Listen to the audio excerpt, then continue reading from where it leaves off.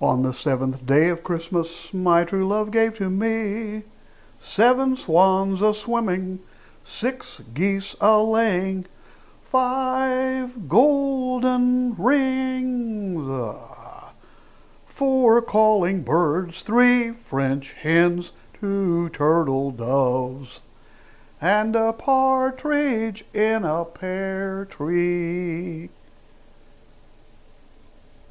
Well, greetings to you, my friend. I hope that you've had a good day, and I hope that you have enjoyed our days of Christmas as we've moved along from day 1 to today, day 7. Welcome, all of you. We're kind of giving everybody a chance to jump on board as we go live talking about the 12 days of Christmas. And today is 7 swans a-swimming.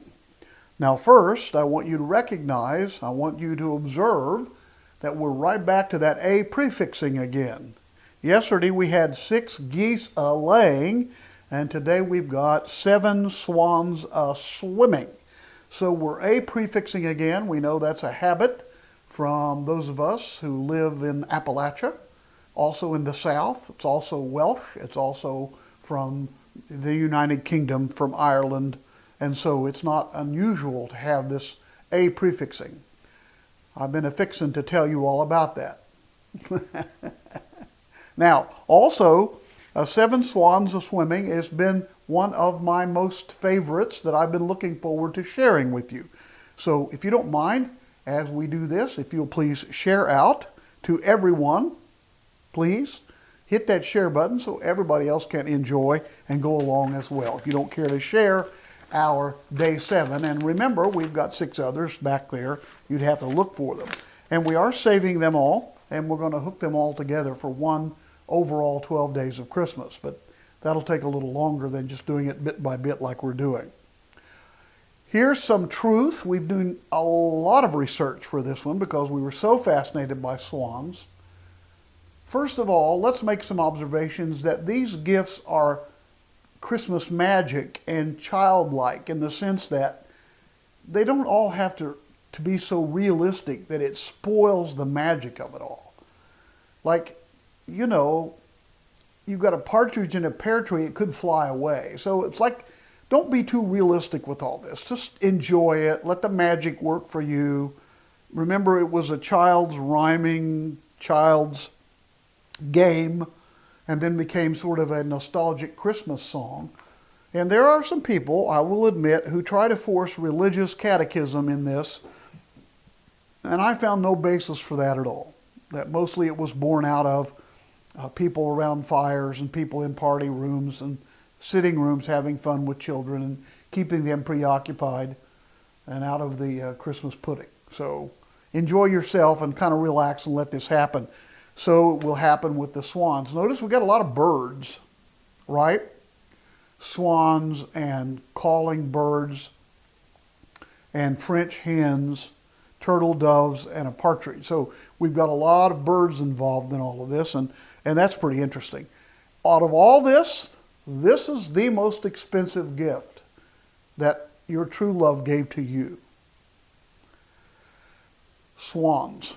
Very expensive bird, very difficult to raise. And you know, what really shocked me, I didn't realize there were so many species or types of these birds, these swans. There are all kinds of them. I mean, seriously.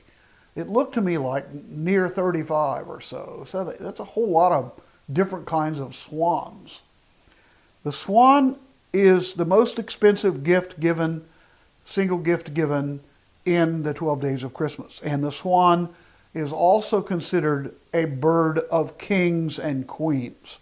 So the royal courts would exchange these unique birds. They would send them, they would bring them when they were visiting the court. They would bring swans and drop them off. And that's probably how this ended up in this list, because this was a common gift from high-class people, royalty, kings, queens, viceroys, lords. They exchanged these swans. They took them to the court. They gave them to the king, to the princess, to the prince. That's what they did. And they often had ponds, lakes, fountains that they put these swans in. Because the swan, the meaning behind the swan, the symbol, and it has been since way back, since Aristotle's day, grace, beauty, love, trust, and loyalty. Now, that's a pretty big sermon right there, just one swan. And so this swan is very picturesque, very iconic, very symbolic. Swan symbolism is also linked to inner beauty and self-love, taking care of yourself in a peaceful way. And a pair of swans, much like our turtle doves, mate for life. They don't go around hopping from bird nest to bird nest. Sorry, I couldn't resist. So they are committed, lifelong partners. Now, you music lovers, in 1848, the White Swan became the hero of Wagner's opera, Lohengrin, and other tales of the Swan Knight. So this was a symbol of knights and chivalry and power. And then in 1876, Tchaikovsky's ballet, Swan Lake, very famous, depicted feminine softness and beauty and grace with the swan. So this has been all through the time a very important time. In Roman mythology, the swan symbol is connected to Aphrodite's beauty as well as with Apollo's grace. Apollo, of course, being the Greek god of poetry, prophecy, and music. So his icon was the swan also. Now, you've probably heard of the swan song. For the most part, all these different types of swans don't have a voice. They do at mating hiss and grunt some, but they don't have a mating song. They don't have beautiful lyrical voice or vocalization.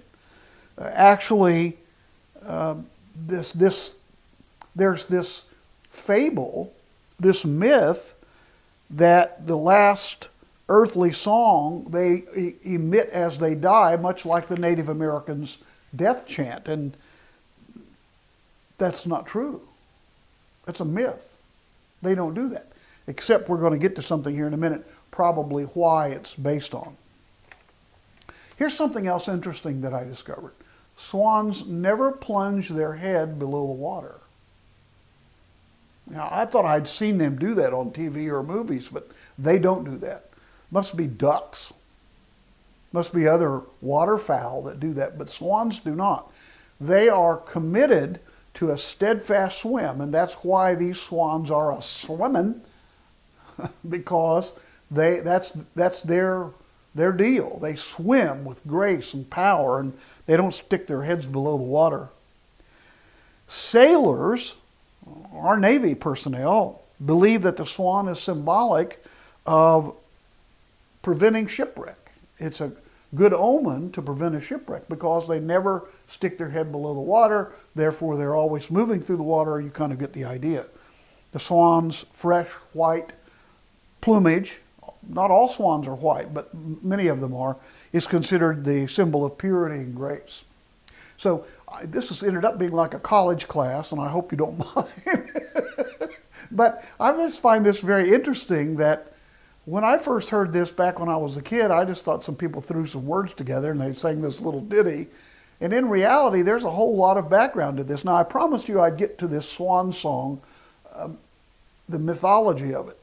Way back in the Mediterranean, along the Grecian shore in the Mediterranean, that's where the swan song idea came from, that the swan emitted a final noteworthy song as the swan died. And evidently, the majority of swans don't do that. However, there are 3 types that do make a noise sometimes when they die. These are not very lovely words, names. It sounds like somebody made this up for my Boy Scouts. There's a whooper swan. Sorry, I thought I could get through that without laughing. There's a whooper swan, a trumpeter, not Donald Trump swan, a trumpeter swan, and a tundra swan. They're connected like they're cousins. They're really the only three. And they sort of are limited to the area there, not far from Greece. They migrate down into Greece, can go back up into the Baltics and somewhere in through there. However, these three do make sort of a noise, and it is these who are often depicted in Aesop's fables and other old Grecian stories that probably went to that idea of the swan song. So you don't have to worry tonight. You're not singing your swan song. You're just singing. And we're learning about 12 days of Christmas. And today's day 7. And today is we've got 7 swans swimming. The most expensive gift that you'll give in the 12 days of Christmas. So you got to go to the bank and borrow about $14,000 to get these 7 swans. Good luck with that. Okay? I hope you're enjoying this. I'm Dave Lucas. We're doing the 12 days of Christmas just for fun. And I hope that you'll share this with other people, not because I think there's something commercial in it, just I think it's fun for us to think about it. Pardon me if this became a little bit like a college class. I apologize for that, but I just got fascinated by all this evening. So share it if you would, please, and I hope that you'll enjoy all of this series, and we'll be back tomorrow with day 8. Until then, you've got to sing with me to save any little bit of integrity that I have left. Because I'm not a vocalist, we're going to sing again here, okay? We're going to go out with a bang and we'll sing, okay? Sing with me, please. On the 7th day of Christmas, my true love gave to me 7 swans a-swimming, 6 geese a-laying, 5 golden rings, 4 calling birds, 3 French hens, 2 turtle doves, and a partridge in a pear tree.